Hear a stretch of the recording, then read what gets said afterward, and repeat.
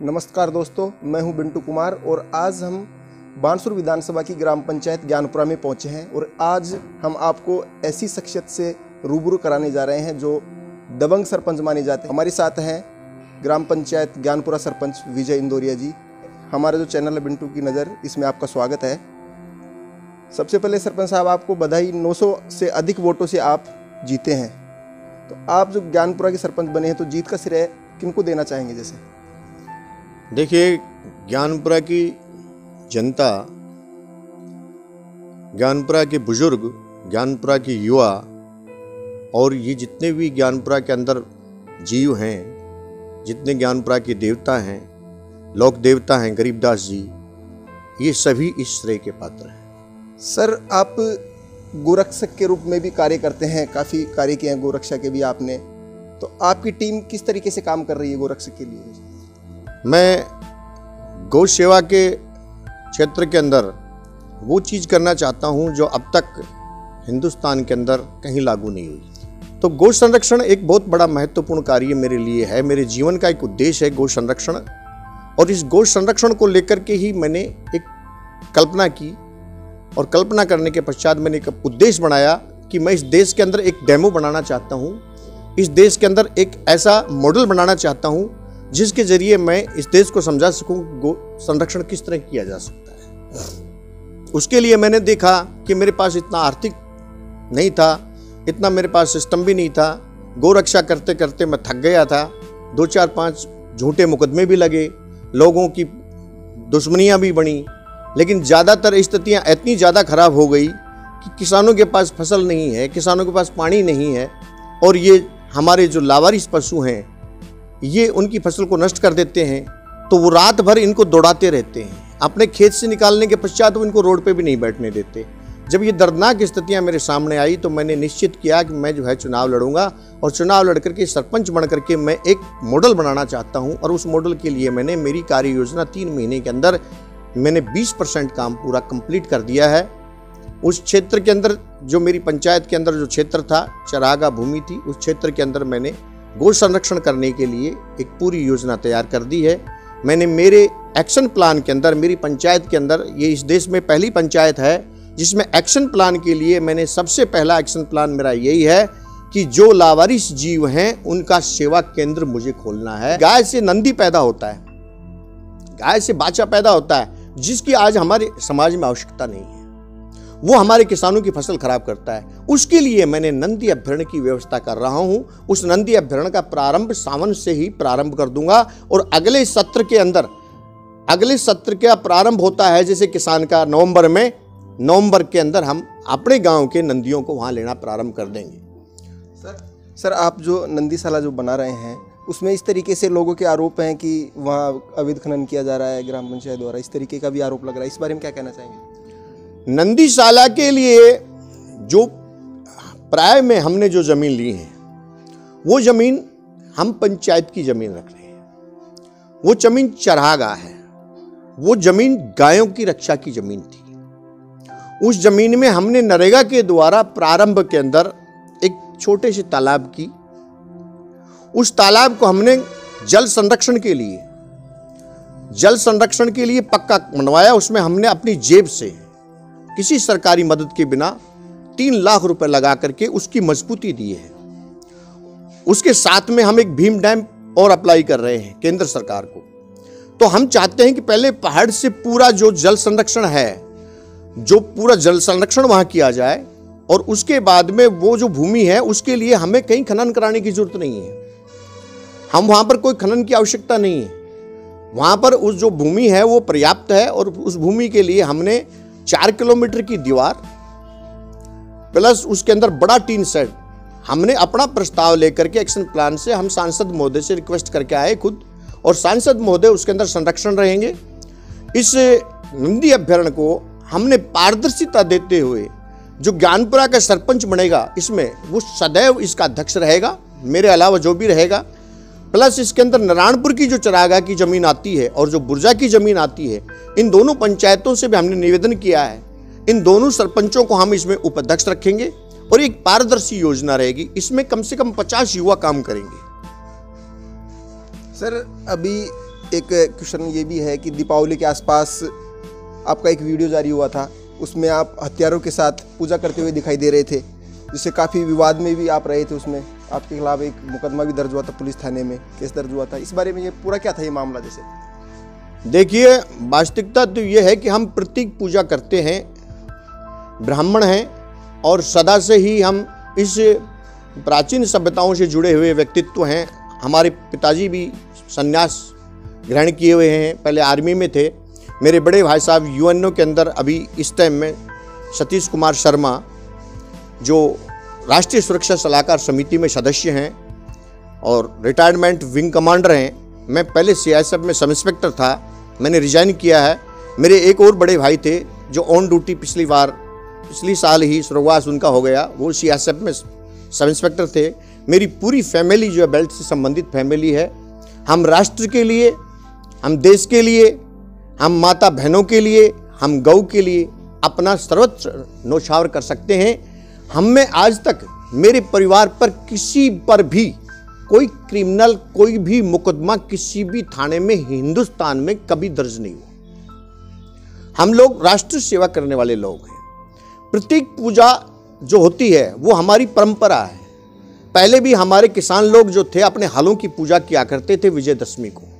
उसके बाद में हमारे पास में जो छोटे घर में औजार होते हैं उनकी हम एक प्रतीक पूजा करते हैं। जहाँ औजार नहीं होते हैं हम मिट्टी के चिन्नी भी बना करके उनकी पूजा कर लेते हैं। रही बात ये, इसके अंदर क्या है कि राजनीति से जो प्रेरित लोग थे या जो लोग मुझे बदनाम करना चाहते थे, उन्होंने एक षड्यंत्र किया और षड्यंत्र के तहत में उन्होंने इसको टीवी पर चलवाया, उन्होंने मुकदमे दर्ज करवाए। वो लोग मुझसे नपना चाहते थे। तो इसमें मेरा कोई इंटरनल कोई सिस्टम नहीं है। आज तक मैंने कभी किसी को डराया नहीं, मैंने कभी किसी को धमकाया नहीं। उसमें भी मैं खड़ा होकर के पूजा कर रहा हूँ, ऐसा ही कुछ उसके अंदर फोटो के अंदर है। इससे ज़्यादा उसमें और कुछ भी नहीं है। चुनावी जो आपने घोषणा पत्र जारी किया था, 25 विकास कार्यों का इस तरीके से घोषणा पत्र जारी किया था, उसमें सभी तमाम गांव और ढाणियों का विकास के लिए आपने लिया था। लेकिन जो एक गांव है बांसगोर्दन, किसी प्रकार का कोई विकास कार्य की उसमें घोषणा नहीं है सर, जो आपका जो मैनिफेस्टो है उसमें। इस बारे में क्या कहना चाहेंगे? बांसगोर्दन जो जगह है, उस जगह के अंदर हमारे ज्ञानपुरा गांव के अंदर जो पंचायत के द्वारा संचालित बोरिंगें हैं वो सिर्फ 2 हैं, जिसमें से एक डेड है। बाकी 5 वार्डों के अंदर हमारे पास सिर्फ 1 बोरिंग है और 4 बोरिंग सिर्फ बांसगोर्दन में है। उन 4 बोरिंगों का पैसा पंचायत फंड से दिया जाता है। तो सबसे बड़ी बात क्या है कि जितने हमारे आज से पहले के जितने कार्य योजना के जो कार्य हुए हैं 10 साल के अंदर, वो ज्यादातर बांसगोर्दन में हुए हैं। सड़क से लेकर के अभी मैंने पूरा कंप्लीट पंचायत का क्षेत्र का जो ज्यादा विकास कार्य बांसगोर्दन में हुए, क्या कारण है इसका? जैसे विकास इसका कारण ये रहा कि पहले के जो सरपंच आए वो पारदर्शी नहीं थे। उनकी एक छोटी सोच थी, वो छोटी सोच से ग्रसित थे। लेकिन मैंने ऐसा कोई कार्य नहीं किया है। मैं गारंटी से कहता हूं कि राजस्थान में मेरी पहली पंचायत है जिसने पूरा सर्वे ऑन रिकॉर्ड, मैंने पूरा सर्वे कंप्लीट करवाया है। और उसके लिए अभी मैं आपको योजनाबद्ध तरीके से बताता हूं कि मेरी पूरी पंचायत के अंदर 1015 घर हैं। 1015 घरों के अंदर जितने ज्यादा रेशो पक्के घर हैं, जो प्रधानमंत्री पीएम हाउस हैं, वो एक ही वार्ड के अंदर है। जो ज्यादा सुविधाएं हैं वो एक वार्ड के अंदर है। मेरी पूरी पंचायत को स्वच्छ घोषित कर रखा था पिछले सरपंच ने, लेकिन मैंने सर्वे करवाया तो 350 शौचालय अभी मेरे गांव में बनने बाकी हैं। जिसमें से मैंने वो जो वंचित लोग थे, जो कर नहीं सकते थे, उन लोगों के 80 फार्म मैंने ऑनलाइन करवा दिए हैं लेकर के। कुछ ऐसे लोग थे जो 70 साल के थे, जिनको पेंशन नहीं मिलती थी, और संपन्न लोगों को पेंशन मिलती है। तो संपन्न लोगों को जो पेंशन मिल रही है वो तो ठीक है, कोई बात नहीं, सरकारी काम है उनका, वो योजना कर गए, मुझे उससे मतलब नहीं। लेकिन जो वंचित थे, जो बिल्कुल इन सब सरकारी सुविधाओं से दूर थे, मैं उनके फार्म निःशुल्क भरवा रहा हूं, उनका कोई पैसा नहीं लगने दे रहा। जो खाद्य सुरक्षा से वंचित थे, मैं उनके भी फार्म ले रहा हूं। तो मुझे आज ये पता है, एकमात्र पंचायत मेरी है, मैं ये बता सकता हूं आपको। एक स्टॉप पे आप मेरी पंचायत में आइए, रूम में, मैं आपको प्रत्येक चीज दिखा सकता हूं। मेरे गांव में कितनी तो बकरी हैं, कितनी भैंसें हैं, कितनी गायें हैं, कितने लोग नौकरी पर हैं, कितने लोग विकलांग हैं, कितने लोग बुजुर्ग हैं, कितने लोगों का कोई सहारा नहीं है। ये सब चीज़ मुझे आंकड़ों पर आ चुकी हैं और मैंने उनके कार्य, उनकी सेवा प्रारंभ कर दी है। सर, अभी आप सरपंच बने, लगभग 3 से 4 महीने का आपका कार्यकाल हो चुका है। अभी तक क्या क्या आपने विकास कार्य कराए, एक बार जनता को बताना चाहेंगे? जैसे इस 3 महीने के अंदर, 3 महीने का समय हुआ है, 3 महीने के समय के अंदर मुझे सरकार की तरफ से 1 रुपए का प्रोत्साहन नहीं मिला। 4,900 रुपए मुझे फंड में मिले थे, जो 4,900 रुपए मेरे फंड में हैं। लेकिन मैंने कार्य क्या किया, इसमें आप देखिए कि 3 ट्रैक्टर तो पानी के रोजाना मेरी निजी आय से मैं अभी भी ग्रामवासियों को पेयजल की व्यवस्था कर रहा हूं। पूरे गांव के अंदर कंप्लीट सफाई के लिए मैंने खच्चर गाड़ी लगा रखी है, जिसको 15,000 रुपए देता हूं, जिस पर 3 कर्मचारी हैं, जिनको मैंने 10,000 रुपए महीने में बॉन्ड कर रखा है। 25,000 रुपए से मैं पूरे गांव की सफाई अपने निजी आय से करवा रहा हूं। 75,000 रुपए मेरा महीने का खर्चा ये है। इसके अलावा गांव के, ये तो मेरी निजी आय से चालू हैं, जो बंद नहीं होंगे, चाहे मुझे सरकार दे या ना दे, मुझे लोन लेके आना पड़े, किसी से कर्जा लेना पड़े, लेकिन इन कामों को बंद नहीं होने दूंगा। इसके अलावा जो मैंने सरकारी योजनाओं को कुंदेरा है, उसके अंदर मैंने अब तक 1.5 करोड़ रुपए के कार्य लगभग जो पास हो चुके हैं या जिनकी कार्रवाई चालू है, जिसमें पहला कार्य नंदी अभ्यारण्य की जल संरक्षण की जो क्रिया थी, वो लगभग 15 लाख का जो पहले नरेगा का काम था, उसको हमने 20 लाख में कर दिया। 15 लाख का भीम डैम, तो 35-50 लाख के काम तो जल संरक्षण के हो रहे हैं, प्लस उसके साथ में जो बड़ी बाउंड्री की दीवार और बड़ा डैम, वो जो गोदाम, ये 50 लाख रुपए का जो प्रस्ताव है, ये सांसद महोदय के पास में गया हुआ है और मुझे आशा है कि वो इसे स्वीकृत करेंगे।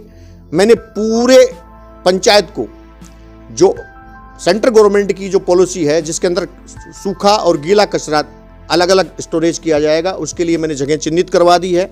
वो पूरा प्रस्ताव कंप्लीट बनवा दिया है। प्रत्येक नाली बनेगी, 50 कूड़ादान रखे जाएंगे, वो पूरे का पूरा डीपीए भरवा करके मैंने दे दिया गया है।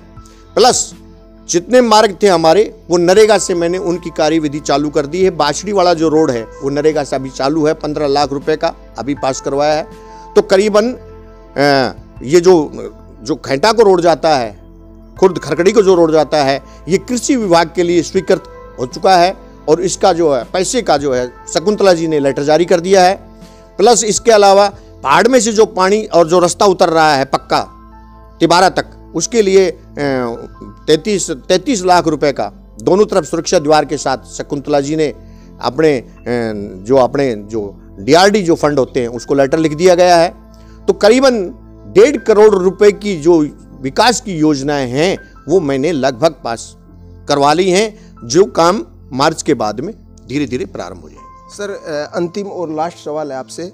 सर, भविष्य में ज्ञानपुरा के विकास के लिए आपका क्या विजन रहेगा और आपका जो फोकस है मुख्य रूप से किस योजना पर रहेगा? जैसे मेरा जो मुख्य रूप से फोकस है वो 2 है कि आने वाले 10 साल में, 5 साल बाद में, जब इस क्षेत्र के अंदर कहीं पानी नहीं रहेगा, उस समय मेरा गांव आत्मनिर्भर रहेगा पानी से, पीने के पानी से।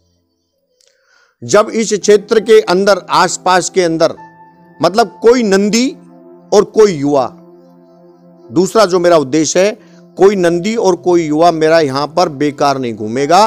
कम से कम 50-100 लोगों को मेरी पंचायत की तरफ से जीव सेवा केंद्र के अंदर काम मिलेगा और कोई एक भी बच्चा लेकर के, चाहे वो नंदी छोटा हो चाहे वो बड़ा आकिल हो, मैं आकिल मेरे घर में पालता हूं, मैं इन सब की सेवा करूंगा, सब जीवों की सेवा करूंगा। मेरा मेन मुख्य बिटो यही है कि कोई युवा, कोई नंदी, कोई आकिल, कोई सांड मेरा इस तरह से ना किसान की फसल को खराब करे, ना किसान उसको लठ मारे, और इस जीव संरक्षण का कार्य, पर्यावरण संरक्षण का कार्य और जल संरक्षण का कार्य ये, और दूसरा मेरा सफाई के लिए कि आने वाले 1 साल बाद में मेरे गांव के अंदर एक बूंद पानी आप रोड पर नहीं दिखा सकते, कहीं कीचड़ और कहीं गंदगी नहीं दिखा सकते। अभी भी मेरे गांव के अंदर नित्य नालियां साफ होती हैं, नित्य मेरे गांव से कचरा की गाड़ियां बाहर जाती हैं, जिसमें मैंने खुद अपनी पर्सनल आय से मैंने उसमें पैसे लगा रखे। तो ये थे हमारे साथ आज